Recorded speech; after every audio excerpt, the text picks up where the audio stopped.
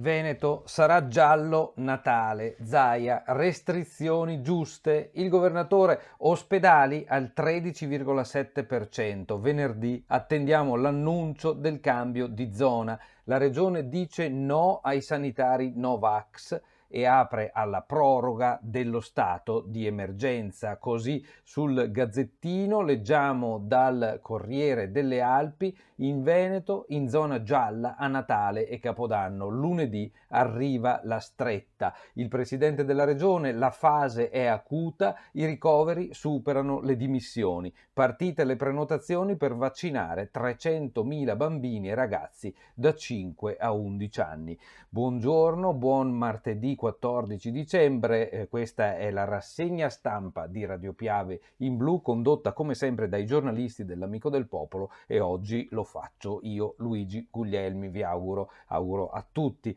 una buona giornata. Allora, tornando sul Gazzettino, stavo leggendo da pagina 5, adesso vi faccio vedere qual è la prima del Nazionale. Appunto, si parla della proroga che il governo dovrebbe assumere già da oggi. Lo stato d'emergenza, quello che consente le decretazioni d'urgenza, sarebbe prorogato, c'è l'intenzione di prorogarlo fino a marzo. Draghi è pronto alla proroga, la decisione forse oggi, convocato il Consiglio dei Ministri. Veneto, il Natale e Capodanno in giallo, Zaia, giusto, venerdì aspettiamo il cambio.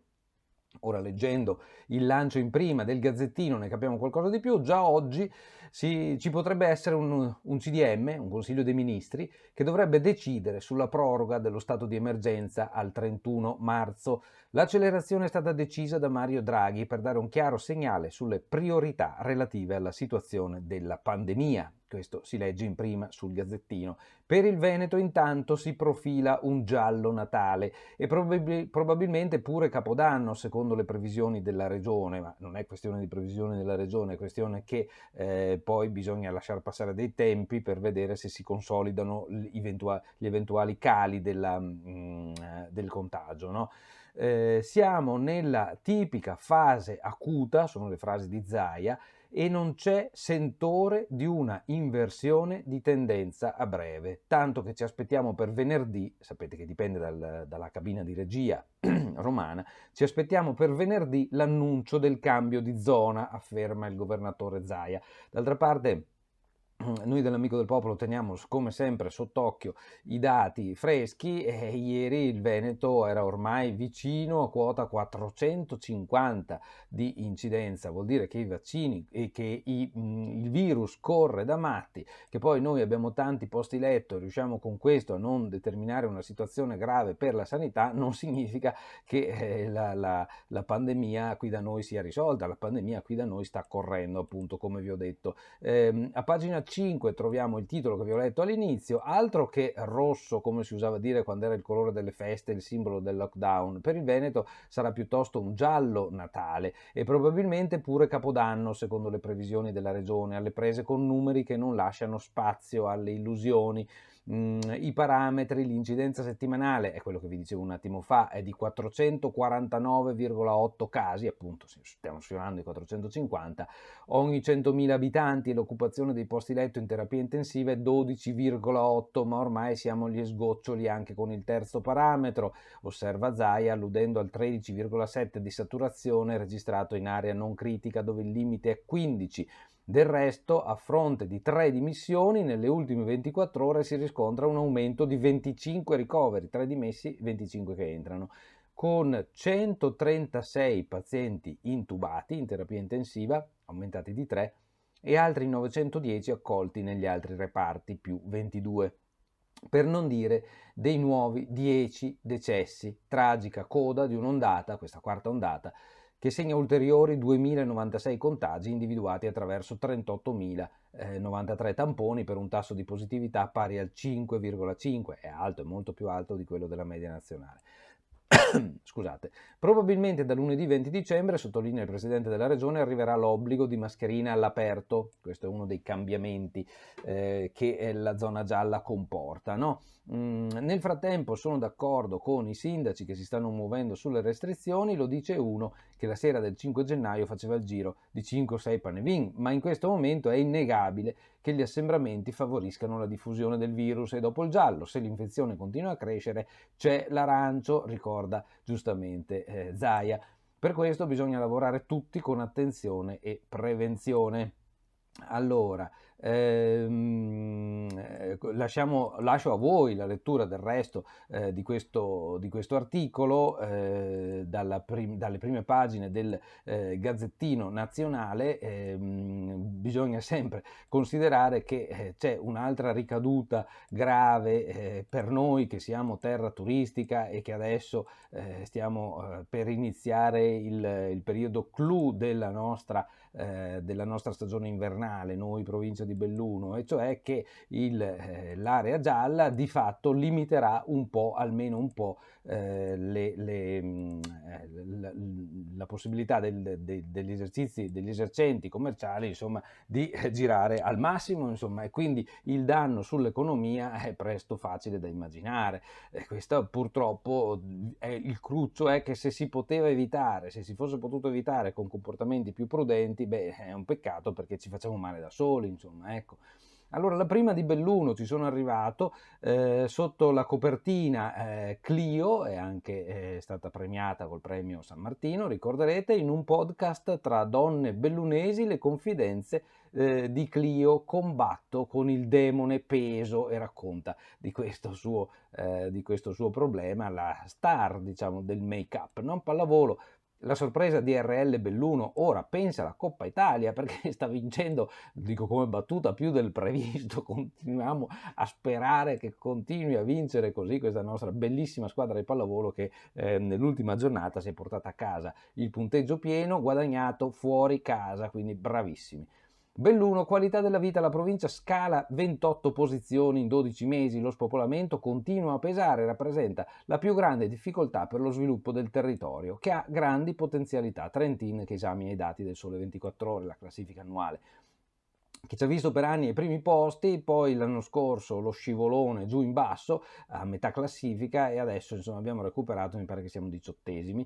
Vaccini ai bimbi, giovedì si parte, ieri le prime 62 prenotazioni sul sito ULS, ma ci sono anche quelle dei pediatri, la scelta tra l'hub di Sedico e gli ambulatori. Il portavoce dei medici: ho contattato una decina di famiglie, sono tutti molto interessati a questa nuova possibilità offerta, ci sono già le prime prenotazioni, quindi ricordiamolo, appunto, tra pochi giorni si possono cominciare a prenotare i bambini tra i 5 e gli 11 anni, le prenotazioni sono aperte, ci si può rivolgere con fiducia al pediatra, proprio pediatra, per saperne di più e anche per fare la prenotazione.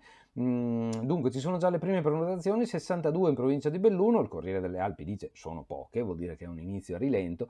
Le famiglie che sono pronte a immunizzare, 62 famiglie sono pronte a immunizzare i loro bambini di età compresa tra i 5 e i 12 anni. 2. Le modalità individuate dall'ULS: chiamata diretta dei pediatri o accesso al sito solito dell'ULS e all'hub di Sedico, quello Luxottica. Mamme e papà potranno scegliere la soluzione preferita in base agli orari. Le famiglie sono molto interessate, ha commentato Giampaolo Risdonne, segretario provinciale della Federazione Italiana Medici Pediatrici, la FIMP.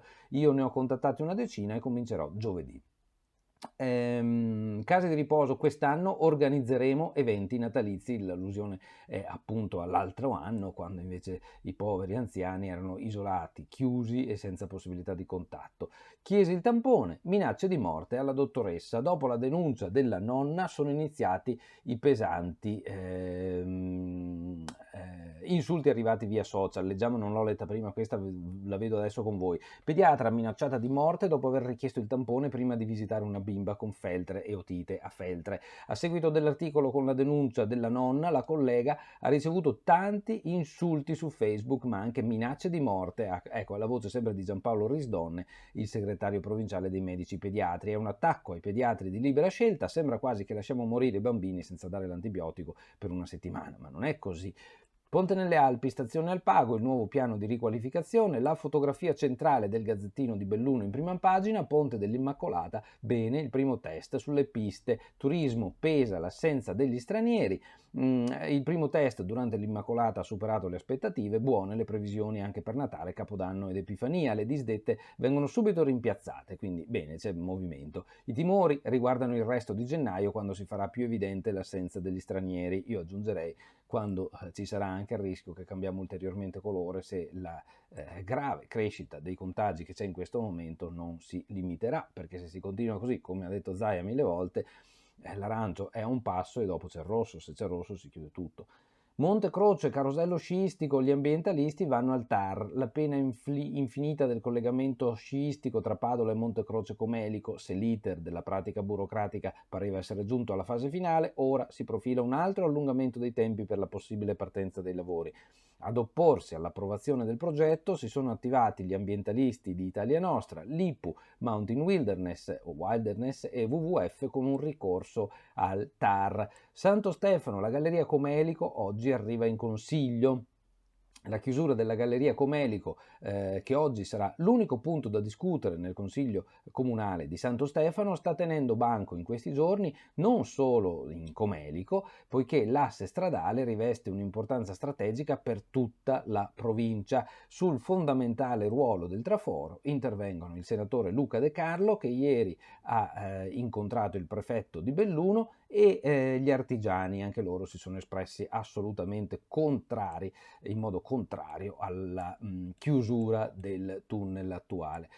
Lo schianto di ieri lungo la Feltrina, sotto accusa la velocità. La Skoda Octavia correva parecchio oltre il limite in vigore in quel tratto della Feltrina. Alla guida c'era Adriano Corona, 34 anni, residente a Imer, Trento, Primiero, no? E seduta accanto a lui Deborah Colle, 29 anni, di Santa Giustina Bellunese. Entrambi sono morti sulla strada verso casa, nello schianto frontale che si è verificato domenica alle 17:30 a Cornuda. Proprio su quella strada, pochi metri prima, a Montebelluno, una decina di anni prima, Deborah restò coinvolta in un altro incidente. In quel caso sopravvisse, coltivò i suoi sogni diventando parrucchiera, ma domenica i suoi progetti di vita si sono spezzati per sempre. Sono terribili queste notizie. San Tommaso, Piaia, paese devastato dall'incendio. Nel mirino c'è una stufa difettosa. La nostra ipotesi è che fossero rimasti dei depositi nel tubo di uscita della stufa. Il surriscaldamento e la scarsa pulizia interna sarebbe stato la causa dell'incendio. È questa la ricostruzione fatta ieri in aula dai Vigili del Fuoco sul vasto rogo che la sera del 21 gennaio 2019 distrusse il paese di Piaia, in comune di San Tommaso a Gordino. Allora vi faccio vedere, dopo aver letto tutta questa prima pagina del Gazzettino di Belluno, e mentre scorro le pagine interne, pagina 3, prenotazioni, turismo, bene fino all'epidemia, dice Walter De Cassan, e parla per gli albergatori, quindi si profila un'ottima stagione fino all'epidemia, speriamo non ci siano sorprese col Covid. Gli artigiani, senza galleria un incubo, avevamo già detto prima della posizione ferma degli artigiani. Chiese il tampone, la pediatra è stata minacciata, lo schianto mortale sulla Feltrina, ci sono le fotografie dei due giovani morti, una cosa terribile immaginare che questo possa essere l'epilogo, insomma, no? Per due trentenni, mamma mia. Dunque, vi dicevo, lasciamo stare questo giornale, passiamo alla prima del Corriere delle Alpi che vi mostro ora. Un momento solo, permettetemi di tornare alla prima. Eccola qui, Zaia da lunedì in zona gialla, è l'esito della conferenza stampa convocata ieri, d'urgenza praticamente, perché ce l'hanno fatto sapere in mattinata che Zaia voleva parlare ai veneti dal solito posto di Mestre. La campagna di immunizzazione dei piccoli partita sottotono, come vi dicevo prima. Nel bellunese le prenotazioni scarseggiano. La foto gigante di prima riguarda Piazza dei Martiri a Belluno, una donna di una certa età che cammina con difficoltà sulla strada, un po' pulita, un po' no. Il titolo: marciapiedi invasi da neve e ghiaccio. Belluno, i pedoni finiscono in strada. A 5 giorni dalla nevicata, dice il testo, marciapiedi fuori uso anche nella centralissima Piazza dei Martiri. Scuola, 300 professori non sono vaccinati e come rimpiazzo tocca chiamare anche quelli che non sono ancora laureati, perché sennò non c'è chi in aula faccia lezione. Lo sbocco in politica, l'evoluzione dei no pass, dopo le piazze nasce il partito, era anche logico che andassero a capitalizzare tutto il consenso raccolto in piazza. Collegamento sciistico, gli ambientalisti al TAR, Comelico Superiore, come abbiamo detto prima, non vi leggo oltre, qui approfondisce dal MAS. C'è la foto della povera ragazza morta nell'incidente di ragazza di Santa Giustina, un vuoto enorme, Santa Giustina abbraccia la famiglia di Deborah. Pochi servizi in provincia, ma il lavoro traina la risalita e la classifica della qualità della vita appunto del Sole 24 Ore quest'anno ci regala di nuovo delle soddisfazioni. Abitare in farmacia, mini appartamenti all'insegna Ricci, c'è una novità per quello che riguarda il tessuto urbano di Feltre e il Corriere delle Alpi, scusate, la mette in prima pagina. Allora, non vi leggo oltre dal Corriere delle Alpi, invito come al solito ad andare a vedere questi giornali acquistandoli, perché solo acquistando i nostri quotidiani, così come l'Amico del Popolo, ci aiutate a mantenere anche questo servizio che vi facciamo nel presentarvi quali sono i titoli principali. Poi c'è tutto un mondo da leggere dentro questi nostri giornali, quindi mi raccomando, ogni tanto, se non tutti i giorni, cercate di passare in edicola, acquistare il quotidiano o acquistare una volta alla settimana l'Amico del Popolo, mi raccomando. Allora, grazie a tutti per averci seguito, un buon martedì 14 dicembre da Luigi Guglielmi. Ciao ciao!